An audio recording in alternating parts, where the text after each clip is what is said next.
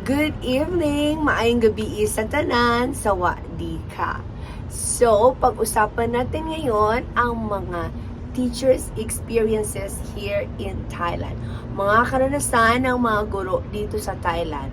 So, first-hand information, syempre, sarili kong experience.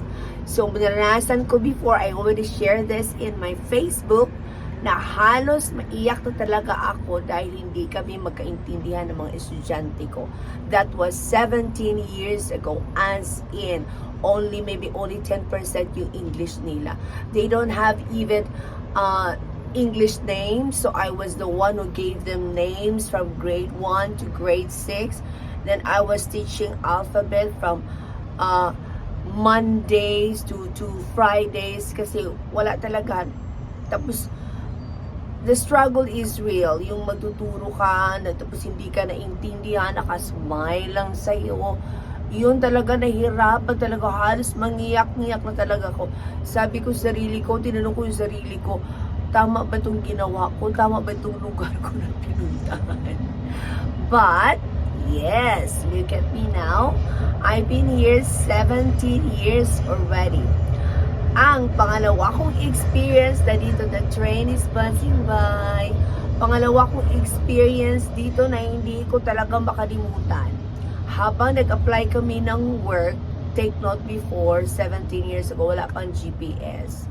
Ang sakit na paa ko. Naranasan niyo bang maglakad na nakapaa? Yes, I've experienced that. Here in Bangkok. Nakasuot, naka-high heel shoes ako. So, ang sakit na ng paa ko kasi binaba kami ng taxi driver, malayo pala yung school na in-applyan namin.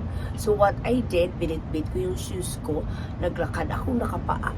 I don't care kung sabihin ng mga tao nakasalubog namin, basta masakit na talaga yung paa ko.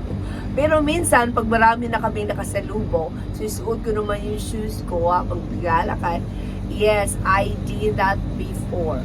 So, sa mga mag-apply pa lang, tips, bring flat shoes with you.